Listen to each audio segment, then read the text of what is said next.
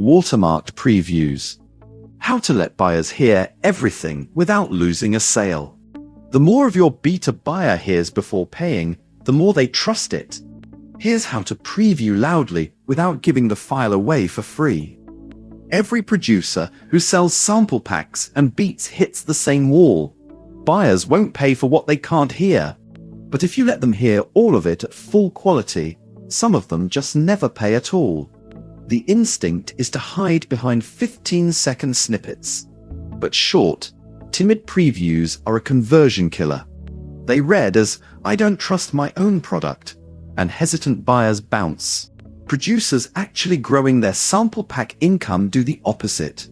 They let people hear everything, start to finish, loud and clear, while making the unwatermarked file worth paying for.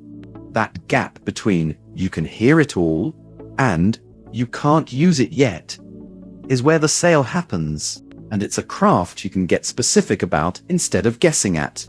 Why short previews cost you more sales than they save?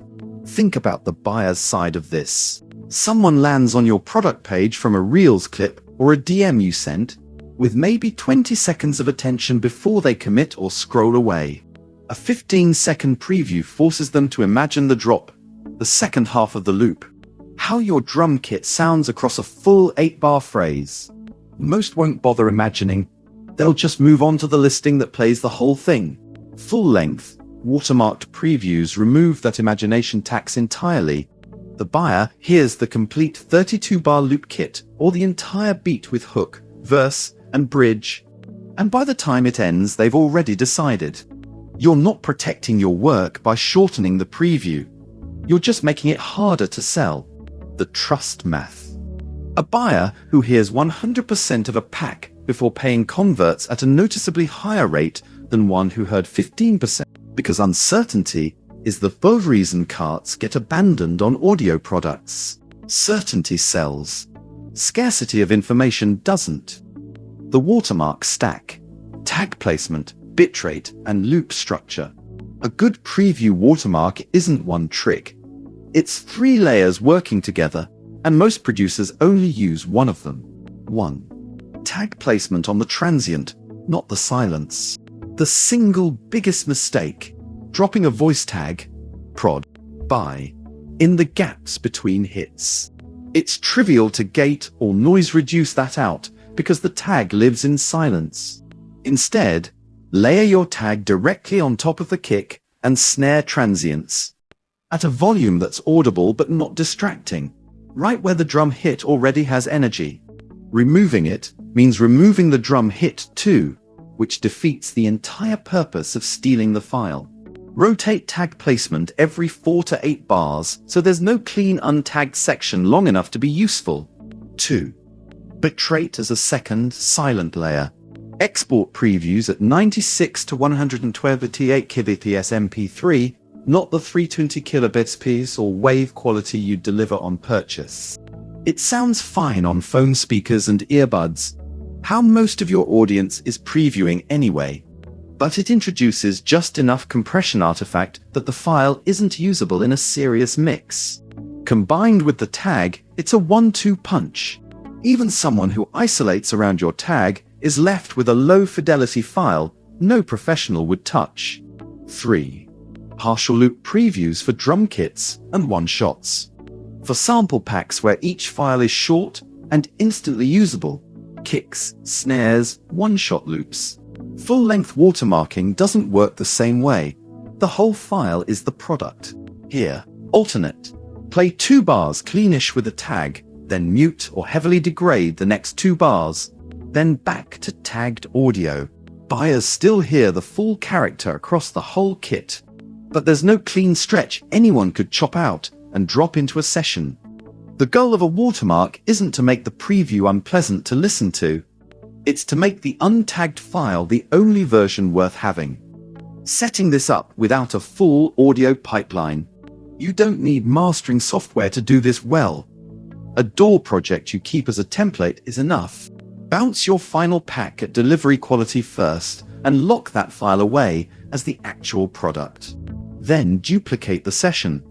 Drop your tag on a bus that only ducks in on transients, a sidechain or manual automation works, and bounce down to a compressed MP3. That's your preview. Keep it as a repeatable 2-export habit for every release, so it becomes just another step on your release checklist. Full-length preview covers 100% of the loop, beat, or kit. No 15-second teaser. Tag is layered on transients, kick snare hits, not sitting in silence. Tag placement rotates across the track so no long clean section exists. Preview exported at 96 to 128 kbps. Delivery file kept at full wave for drum kits, and one-shots use alternating clean degraded sections, not a blanket tag. You've listened on phone speakers, earbuds, and studio monitors to confirm the tag doesn't ruin the vibe. Where store, fan fits, preview to sell, deliver to keep. Watermarking solves the trust problem before payment. What happens the moment after payment matters just as much, and that's the half most producers underbuild. When someone buys through your store, fan storefront, they get an instant, automatic download link on screen, and by email. The real, untagged file, delivered the second Stripe, PayPal, Apple Pay, or Google Pay confirms the charge. No manual file sending, no window for a buyer to lose interest between paying and receiving. That immediacy closes the loop your watermark opened. See the whole flow in a live example store. This is also where pricing and preview strategy talk to each other. A pack with a genuinely full, confident preview can support a higher price than one hiding behind a 10-second clip, because you've already done the convincing work before the price tag shows up. Pair that with discount codes for launch week, and you're building a real preview-to-purchase funnel, not just protecting files. None of that needs enterprise software. It's built into the free plan, and moving up to the pro plan later mainly buys 0% platform fees and extras like analytics. Common mistakes that undo good watermarking. Tagging only the intro and letting the back half of the loop play clean. Thieves just skip the first bar. Using one static tag sound at one static volume for every release, which trained buyers eventually tune out or notch filter. Exporting the preview from the same session file as the delivery master, risking an accidental upload of the wrong version, making the preview so degraded or tag-heavy that legitimate buyers can't evaluate quality. This kills trust just as fast as a too-short clip. Fake preview strategy is a small, unglamorous piece of your sample pack business, but it compounds.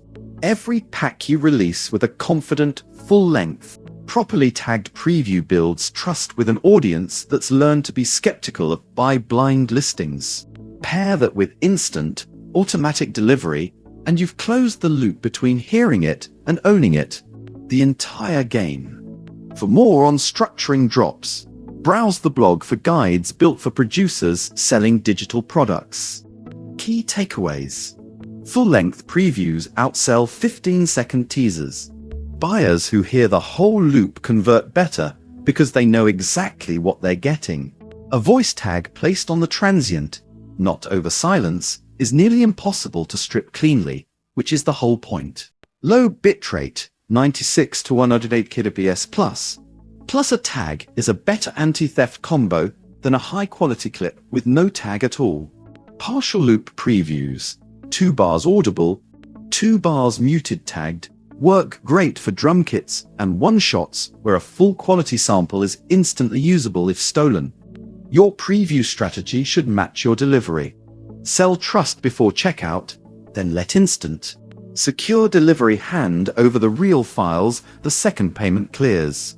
Start your creator store free at store.fan.